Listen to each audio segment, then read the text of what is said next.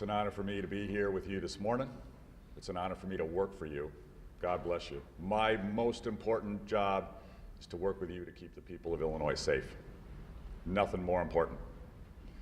I want to say thank you to every one of you in this room. God bless you. You guys put your personal safety at risk. You put your lives on the line to keep the people of Illinois and the people of America safe. Thank you. We owe you an incredible debt of gratitude. Our police officers, firefighters, emergency medical personnel, all first responders, thank you. This war on terror, this battle with evil people trying to do evil things, kill, hurt innocent people. It's been going on for decades, and it's going to go on for a long time. There are evil people working on American soil, trying to hurt innocent Americans.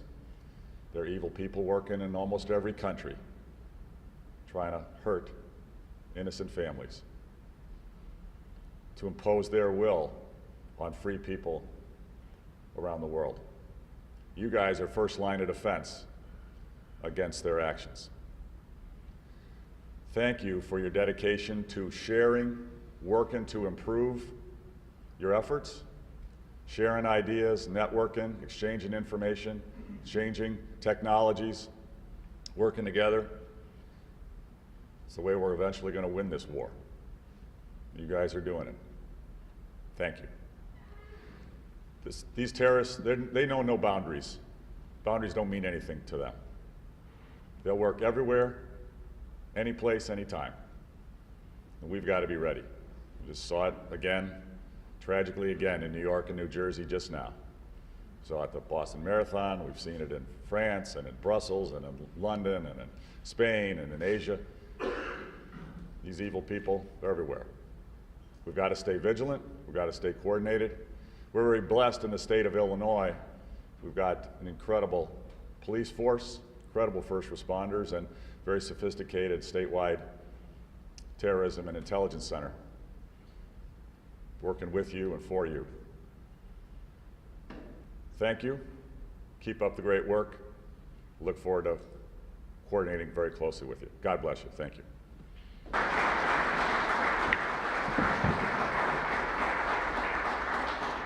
I'd like to thank you for coming. We have a little.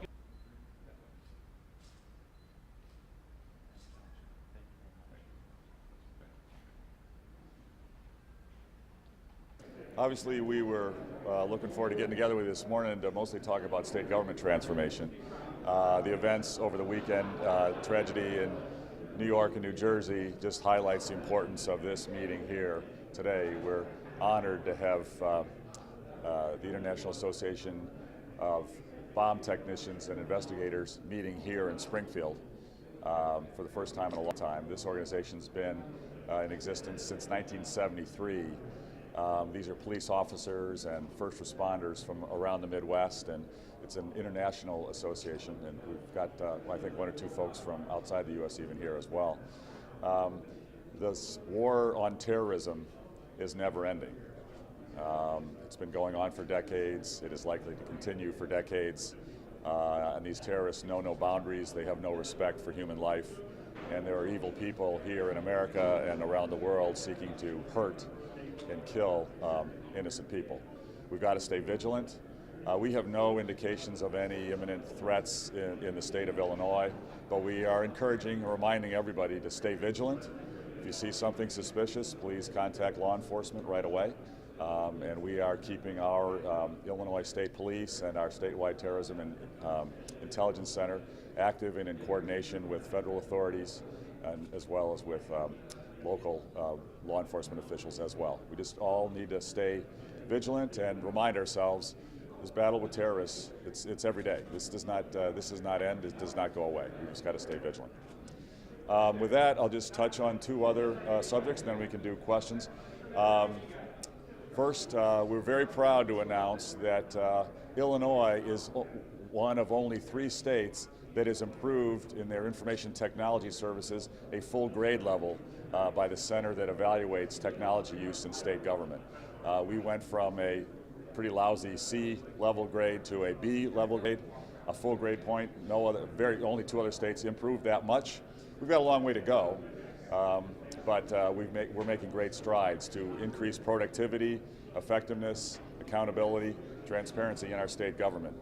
As you know, we brought in Hardik Bhatt as our Information Technology Director. He created the Department of Information Innovation and Technology, and we consolidated those efforts. And already we've dramatically improved our capabilities with information technology and data. We've increased our cybersecurity levels. We've increased mobile applications. We've got now our Department of Professional Regulation is doing things more online and also with mobile phones. And we're leading a transformation in virtually every department. This is very important to increase the long-run value for taxpayers and provide higher level, higher quality government services. So we're very pleased with this announcement, and we're going to keep up the strong effort in our information technology work. Also, proud to say, it's a small step in the right direction. We've completely abolished the staff assistant position in IDOT. In one sense, you say that, well, that's, so what? It's just, the staff assistant position was created for patronage purposes. Really had no real benefit to the people of Illinois, taxpayers or those who receive government services. We're glad to finally have removed all the remaining people who were illegally hired in the patronage scheme run by prior governor administrations. And we're just going to continue the work. We want to expand the work of the Executive Inspector General, continuing to look in every department for positions that should not be in existence and for existence of people who are hired not for the right reasons. They were hired for patronage or political reasons, not to provide high-quality government services. We've got to continue the work. These are just small steps we're announcing now. They're in the right direction, but we've got a lot of work to do to clean up government and make sure that our systems, our agencies are working for the people and the taxpayers, not for political purposes. Governor, at the end of the day, that staff position is just a title. Right. Do you have any idea how many of those people who were hired are still within state government who maybe moved on to other positions? Well, patronage hiring has been going on in state government for decades. This is I'll tell you a quick story. When we first came in our administration, I wanted to bring in people who had expertise in Illinois government, but I wanted to bring in people from outside who had a fresh perspective. So we brought in some business people. We brought in leaders from other states and other state governments. The COO from Georgia, the Director of Children and Family Services from Florida, Head of Corrections from Iowa, Head of Legal for Mitch Daniels from Indiana. We brought in people from around the nation. Every one of them came to me within the first 2 weeks and said, "Wow, Governor, first of all, you didn't tell us this was bad."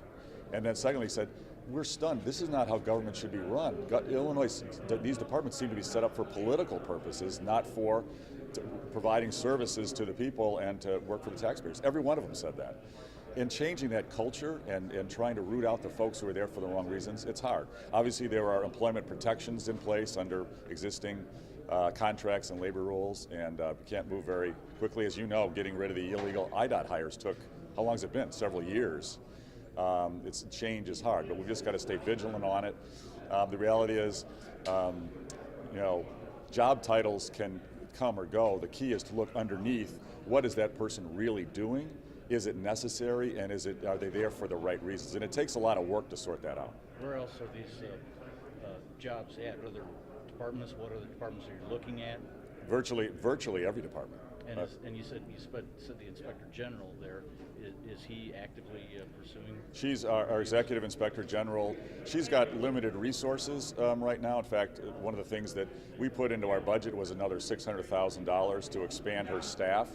Obviously, we haven't had a real budget, so that's been slower than we'd like, but we got to find the resources. We need to expand her work to really try to clean out the departments and identify the folks who are there for the wrong reasons and see what we can move them out. What is the complication? Is this part of your dealings with AFSCME, or what's the complication in rooting these people out? They shouldn't be there. Well, so you have to go down below. You can't just look at the titles of people. You got to go underneath and look at what they're really doing and when they were brought in and for what purpose, and just make sure that they're actually there for productive work for the people and to the taxpayers. A lot of times people were hired because they had worked on they're for political purposes. And so sorting that out is not easy. You've got to go down deep and really investigate and interview and whatnot.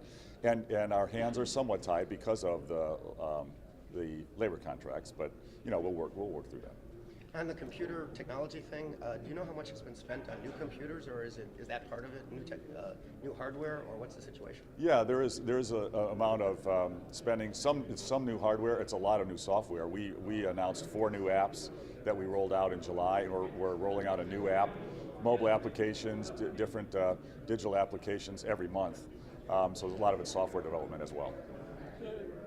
State Board of Elections had a fairly high-profile breach of cybersecurity. You talked about upgrades. What is this Department of Innovation and Technology doing to help the State Board of Elections make sure those databases? Well, we've offered to help. They are not under our purview. They're not part of our government. They're not part of my administration, so we can't directly control that. I know Hardick and his staff have offered to give advice and assistance to their efforts as they've requested. Obviously, we want to do everything we can to safeguard the integrity of our voting system. But budget has been an issue. Technology. Can you respond to Ron Sandak last week saying that he was a victim of a large extortion scheme online? I really can't comment on that. I don't know all the facts. As the head of the Republican Party, are you yet able to say who you're going to vote for president? We hear you said you were voting for Trump at a crowd. No. You won't say, why won't you say as the leader of the party? I'm not going to comment on the presidential race. I'm very focused on Illinois. As you guys know, isn't that a cop-out? We need big reform in the state of Illinois. We need to grow more jobs, we need to protect our taxpayers, and we especially need to reform our political system through term limits and fair maps. That's where I'm focused. I hate to bring up the day, but with every day that passes on, we're getting closer to the lawmakers coming back. I mean, are the budget talks ongoing? Do they expect something long-term when they do it? Well, we have not been in real negotiations with the leaders on the other side of the aisle, but I have been, and our administration staff has been in communication with rank and file lawmakers in both caucuses, discussing budget items, revenue items, reform items, and I remain cautiously optimistic that during the lame duck session, we might be able to come to a grand compromise. We're certainly going to try to do that. I hope every day gets a little better, higher probability. Governor, you talk a lot about redistricting reform and political reform. Yeah. There's probably not going to be a lot that changes with this election that's coming up. So if I hope you're wrong on that. We're basically in the same spot, minus a few seats here and there. How do you really go forward on a budget if there's not that much that's different? Well, I hope you're wrong. I think this election really matters because there's a very clear choice for the people of Illinois. Whether you're a Democrat or Republican, really doesn't matter. Are you going to support the status quo, or are you going to support reform? And we clearly need to go in a different direction. And folks who argue that our proposals on reforms are extreme or hurting some class or whatever, it's just not true. That's political spin. It's common sense. The vast majority of Democrats and Republicans support term limits. The vast majority of Democrats and Republicans support fair maps.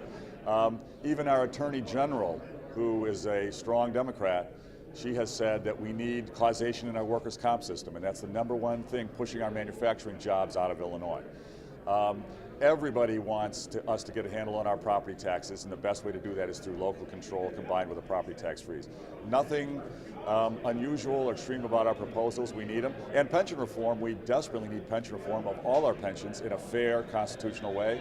And I've agreed to do what President Cullerton, leader of the other side of the aisle, has proposed. I'm willing to do that as a step in the right direction. These are common sense things, they're bipartisan things, and we need to do them. We have to stop the political spin and actually get reforms done. So is the Madigan film your idea or Tillman's idea, or did you discuss it with him? If not. While you were interviewing candidates to replace Matt Murphy? I've heard as much about this film or whatever it is. I don't even know what it is. I've heard about it as much as you have. I don't know anything about it. You didn't talk to Tillman about it at all? I have not. I heard about it when you did. Governor, a judge in Connecticut just gave their legislature 6 months to overhaul the education funding system there.